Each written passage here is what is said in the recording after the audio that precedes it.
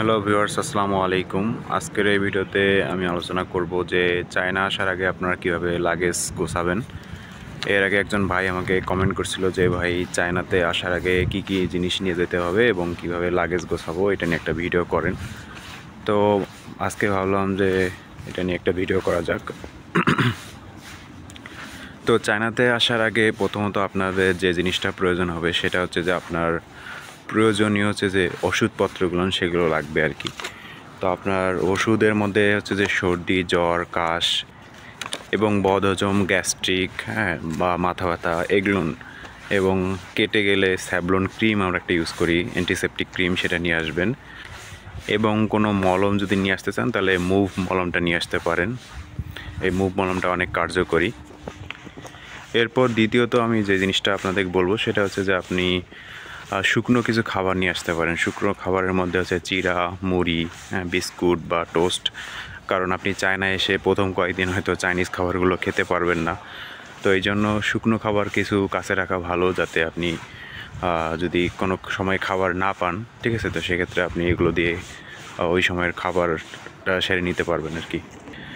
এরপর আসা যাক যে মশলা, আপনারা কি কি মশলা নিয়ে আসবেন। মশলার মধ্যে হচ্ছে যে মরিচের গুঁড়া, হলুদের গুঁড়া, এবং ধনিয়া গুঁড়া, এবং বিরিয়ানি মশলাটা চায়নায় পাওয়া যায় না, বিরিয়ানি মশলা বা মাংসের মশলা এগুলো নিয়ে আসবেন, ঠিক আছে। আর আদার যে মশলাগুলো থাকে, সবগুলো মশলা পারলে নিয়ে আসবেন। চায়নাতেও অনেক মশলা পাওয়া যায়, চায়নাতেও কিনতে পারবেন, কিন্তু প্রথম 1-2 মাসের জন্য আপনারা মশলা নিয়ে আসতে পারেন। অথবা যদি কেউ চান যে না আমি বাংলাদেশের মশলাই খাবো, তো সেক্ষেত্রে 4 কেজি বা 5 কেজি মশলা নিয়ে আসতে পারেন। 4 কেজি 5 কেজি মশলা নিয়ে আসলে আপনার 1 বছরের জন্য হয়ে যাবে। এরপর হচ্ছে যে যদি কারো চায়ের নেশা থাকে বা চা খাওয়ার অভ্যাস থাকে, তো সেক্ষেত্রে আপনি বাংলাদেশ থেকে চা নিয়ে আসতে পারেন। এবং চায়ের সাথে আপনি চিনি তো খাবেন, তো চিনি নিয়ে আসবেন, এবং লং যদি খান লং নিয়ে আসতে পারেন, এবং কালো জিরা নিয়ে আসবেন আর কি। তো বাংলাদেশ থেকে ইস্পাহানি চা বা টি ব্যাগগুলো আপনারা নিয়ে আসতে পারেন। এরপর হচ্ছে যে আপনারা যদি ঘি খান, কারো যদি ঘি খাওয়ার অভ্যাস থাকে, তাহলে আপনারা ঘি নিয়ে আসতে পারেন।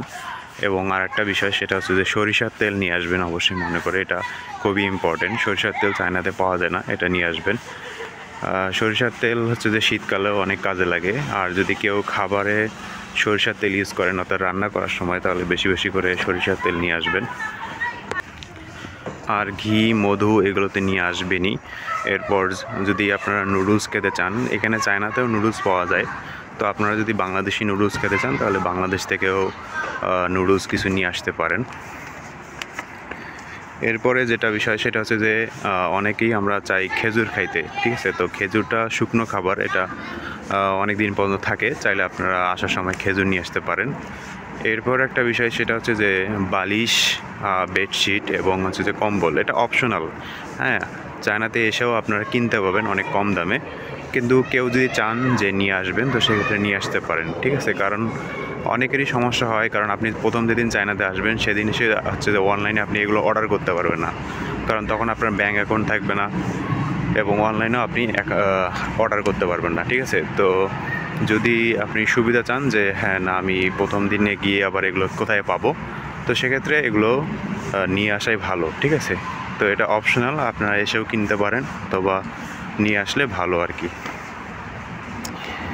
এরপর হচ্ছে যে খাতা কলম, খাতা কলম এখানেও পাওয়া যায়, কিন্তু এখানে একটু দাম বেশি। তো চাইলে আপনারা আসার সময় নিয়ে আসতে পারেন।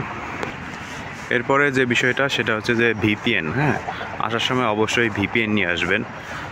চায়নাতে লেডার ভিপিএন, অ্যাস্ট্রেল ভিপিএন, আরও কিছু ভিপিএন আছে, এগুলো খুবই ভালো আর কি, এগুলো চলে।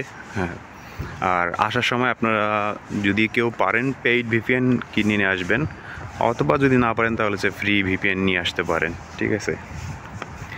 আর আসার সময় আপনার যে প্রয়োজনীয় ডকুমেন্টসগুলো আছে সেগুলো নিয়ে আসবেন। প্রয়োজনীয় ডকুমেন্টস অর্থাৎ আপনার সার্টিফিকেট, ট্রান্সক্রিপ্ট যেগুলো আছে সবগুলো নিয়ে আসবেন। আর আপনার মেডিকেল সার্টিফিকেট, আপনি চায়না আসার আগে যে মেডিকেল টেস্ট করছেন এগুলোও নিয়ে আসবেন, ঠিক আছে। কারণ এগুলো না নিয়ে আসলে আপনার পরে এখানে জরিমানা দিতে হতে পারে, ঠিক আছে, এক্সট্রা টাকা লাগবে আর কি।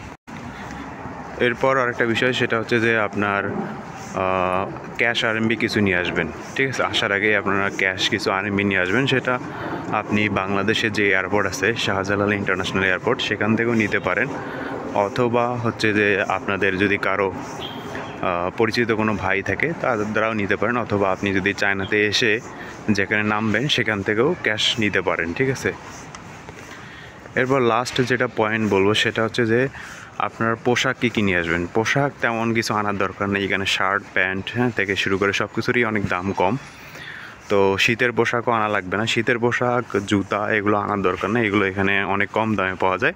আপনার বাসায় যেগুলো আগে আছে আগের কেনা ওগুলোই নিয়ে আসবেন, আর নতুন করে কেনার দরকার নাই। শুধুমাত্র আপনার হচ্ছে পাঞ্জাবি এবং পায়জামা এগুলো নিয়ে আসবেন, কারণ চায়নাতে পাঞ্জাবি এবং পায়জামা পাওয়া যায় না, তো এগুলো নিয়ে আসবেন। তো মোটামুটি আমি সবগুলো বিষয় ক্লিয়ার করার চেষ্টা করছি, মোটামুটি এগুলো নিয়ে আসলেই হবে, বাকি সব কিছু এখানে পাওয়াই যায়, এক্সট্রা করে আর কোনো কিছু আনার দরকার নেই, লাগেজ ভারী করার দরকার নেই। তো আশা করি ভিডিওটি আপনাদের ভালো লেগেছে। যদি ভিডিওটি ভালো লেগে থাকে তাহলে অবশ্যই একটি লাইক করবেন আর আমার চ্যানেলটি সাবস্ক্রাইব করবেন। আর চায়না সম্পর্কে যদি কোনো কোশ্চেন থাকে তো তাহলে অবশ্যই কোশ্চেন করবেন, আমি ভিডিও করার চেষ্টা করব। ভালো থাকবেন সবাই, আল্লাহ হাফেজ।